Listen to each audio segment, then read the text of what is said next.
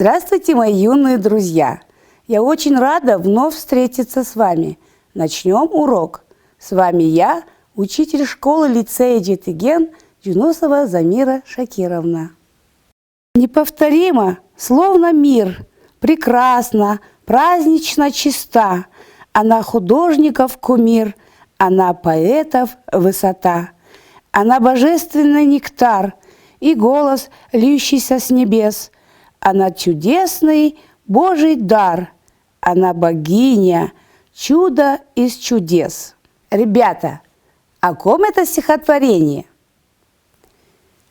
Правильно, эти слова, конечно же, посвящены женщине, женщине-матери, женщине-сестре, женщине-подруге.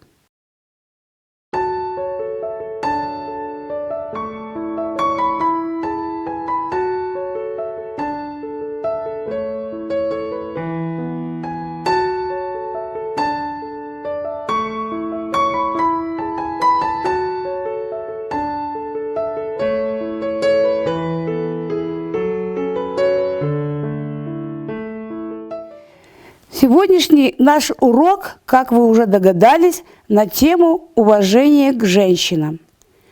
Сегодня на уроке изучим образы женщин разных эпох, ознакомимся с высказываниями великих писателей о женщинах, поговорим о женщине, о ее красоте, женственности, привлекательности и обаянии. Научимся любить, уважать, заботливо относиться к женщине, матери, подруге. С давних времен народы поклонялись женщине, главный двигатель жизни, истории. Ради нее совершаются подвиги. Ее имя вдохновляло поэтов, художников. Из века в век женщины неизменно вдохновляли поэтов, музыкантов, художников на создание величайших произведений, искусств. В каждой из женщин таится загадка, секрет красоты, женственности, обаяния. И лишь одному Богу известно, чего стоит женщине быть любящей, женственной, терпеливой, заботливой. Трудно сейчас всем, но женщинам особенно, ведь все они матери, жены, и на них лежит высокая ответственность за благополучие семейного очага, за своих близких и родных. Нефертити, жена египетского фараона Эхнатона.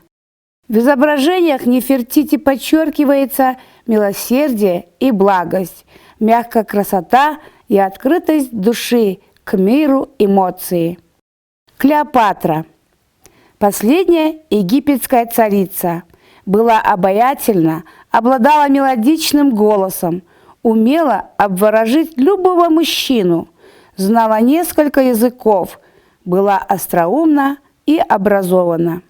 Екатерина I в 25 лет вступила на престол Англии, обладала твердым, решительным характером, была бережлива и расчетлива, вошла в историю как королева девиц. Екатерина II прославила свое имя громкими завоеваниями и мудрыми государственными расположениями, заботилась о развитии промышленности, торговли, образовании и просвещении подданных. Софи Лорен – итальянская актриса, которая и в 70 лет поражает своей красотой.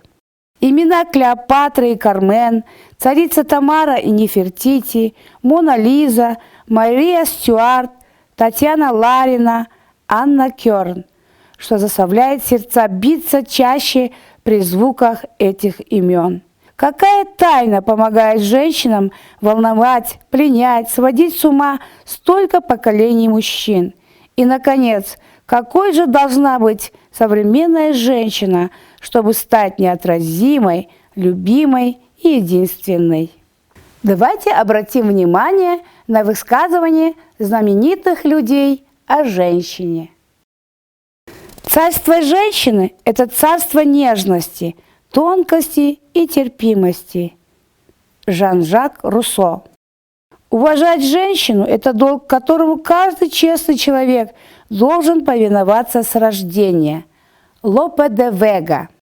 Женщина – самое могущественное в мире существо, и от нее зависит направлять мужчину туда, куда хочет повести его Господь. Генрих Ибсен. Природа сказала женщине: «Будь прекрасной, если можешь, будь мудрой, если хочешь, но благоразумной ты обязана быть непременно». Пьер Огюстен Бомарше.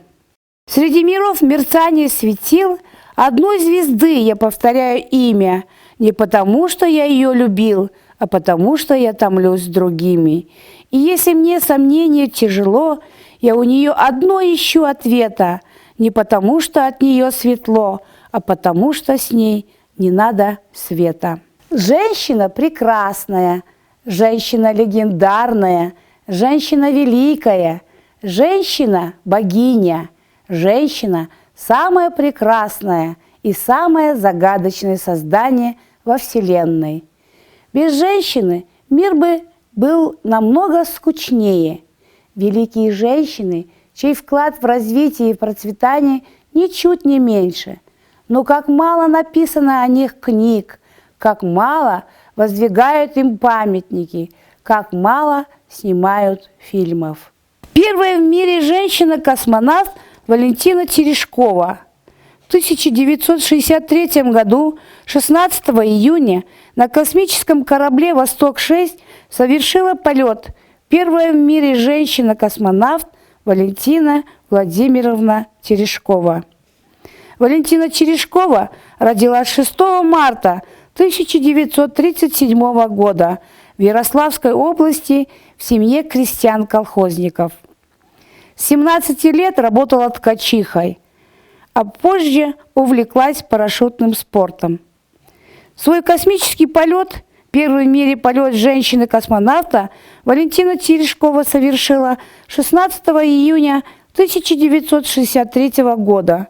Она провела на орбите 2 суток, 22 часа 50 минут, совершив 48 витков вокруг Земли и пролетев 1 миллион 971 тысячу километров. Полет Терешкова перенесла тяжело, однако, несмотря на физический дискомфорт, она вела бортовой журнал и делала фотографии горизонта, которые позже были использованы для обнаружения аэрозольных слоев в атмосфере.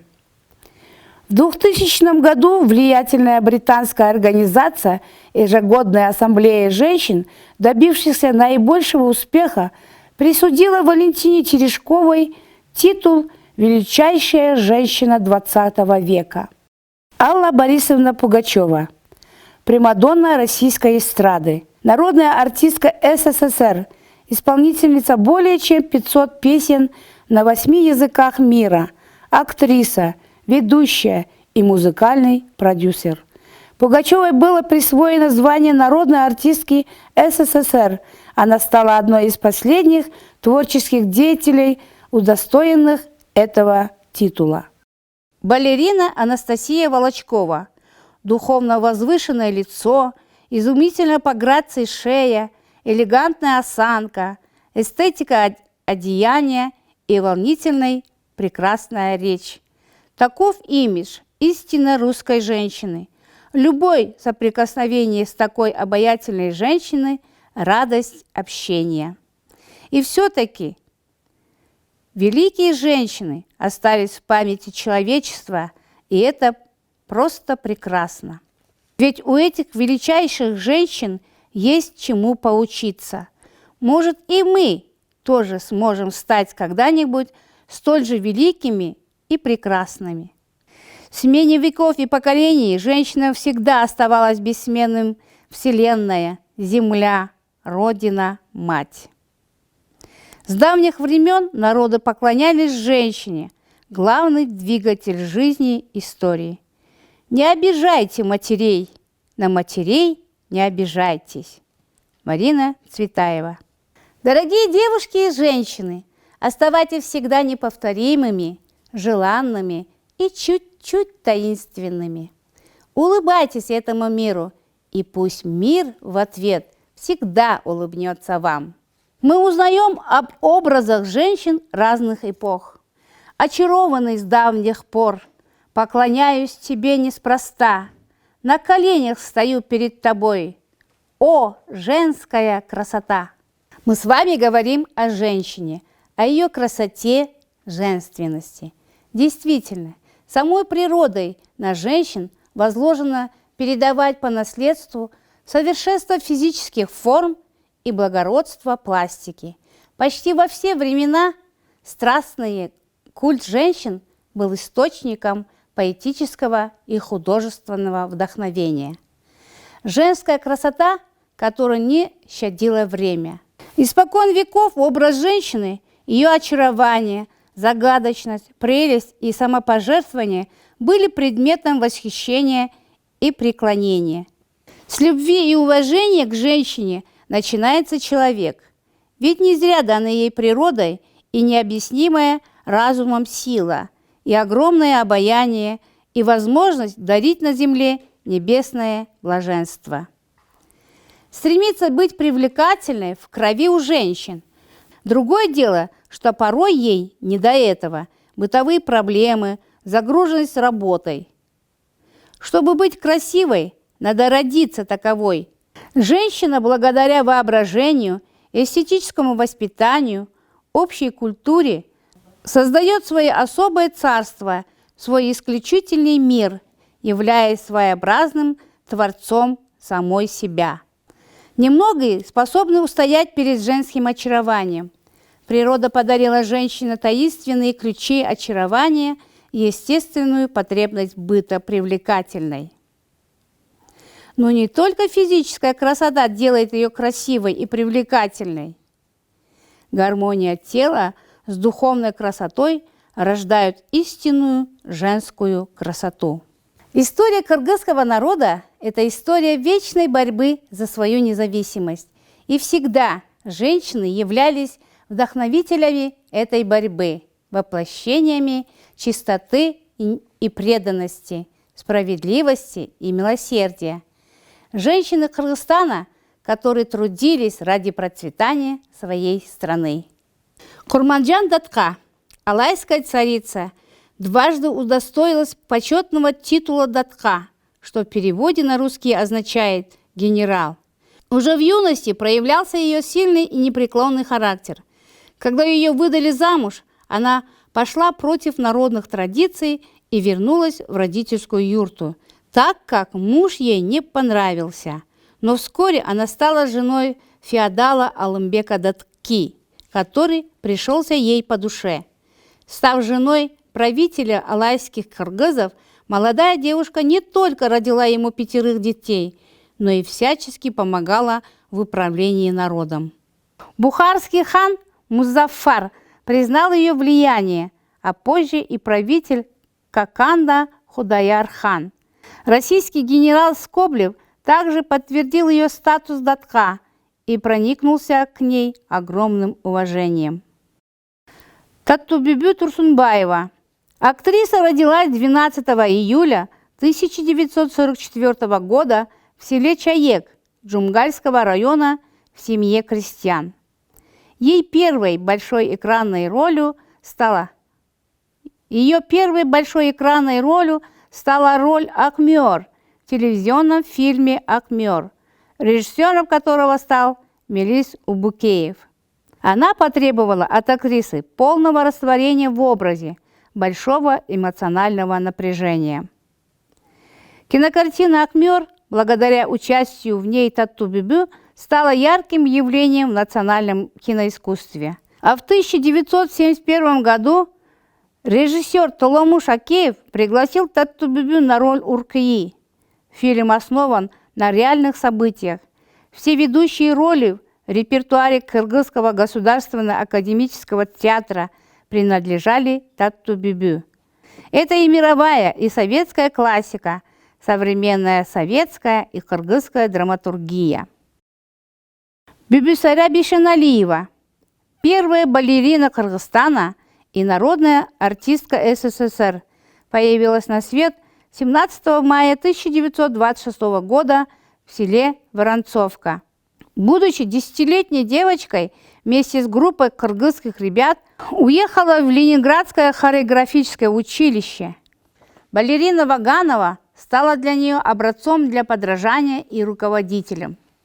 В 1945 году Бибисара стала солисткой Кыргызского театра оперы и балета имени Молдыбаева. Выдающаяся балерина выступала как в стране Советского Союза, так и за границей.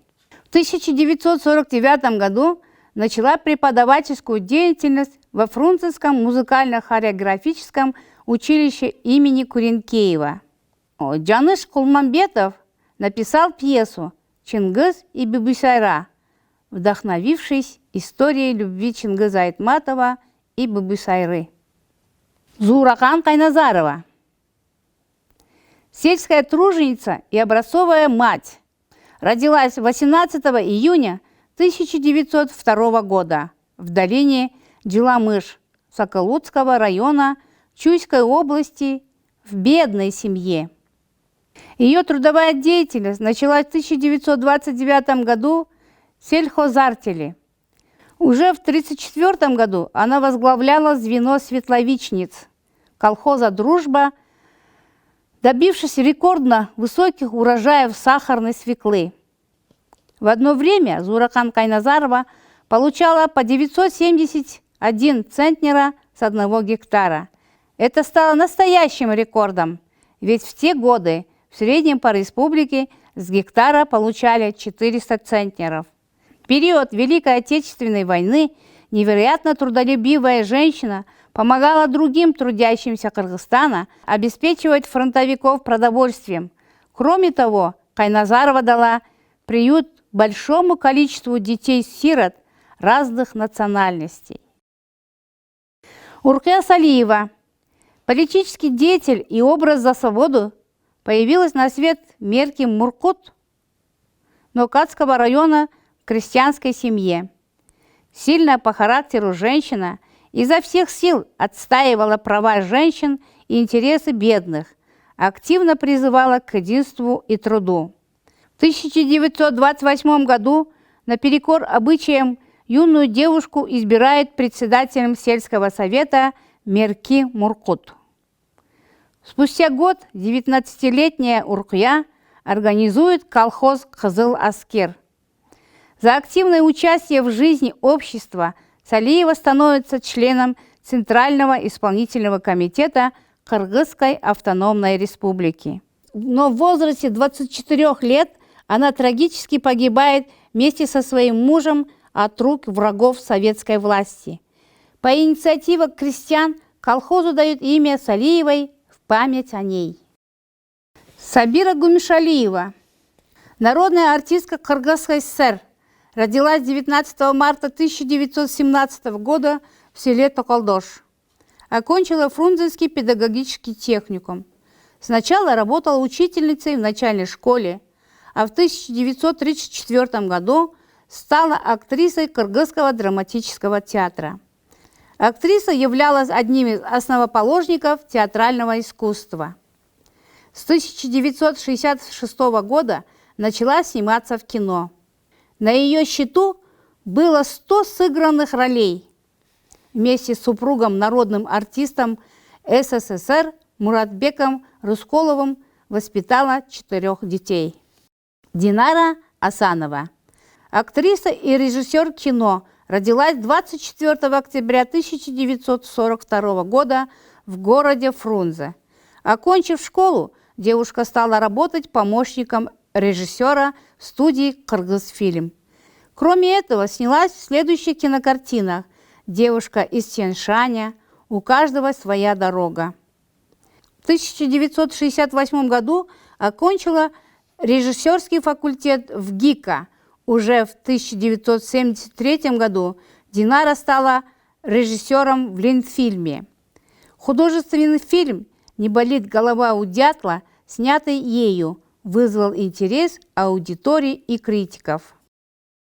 Роза Исаковна Отунбаева, экс-президент Кыргызской республики, советский, в дальнейшем киргизский политик и дипломат, лидер парламентской фракции оппозиционной социально-демократической партии Киргизии. Трудно сейчас всем, но женщинам особенно, ведь все они матери, жены, и на них лежит высокая ответственность за благополучие семейного очага, за своих близких и родных. Все победила она, боль и разлуку, и смерть, и усталость. Девушка-мать, и сестра, и жена. Сколько ей горя досталось.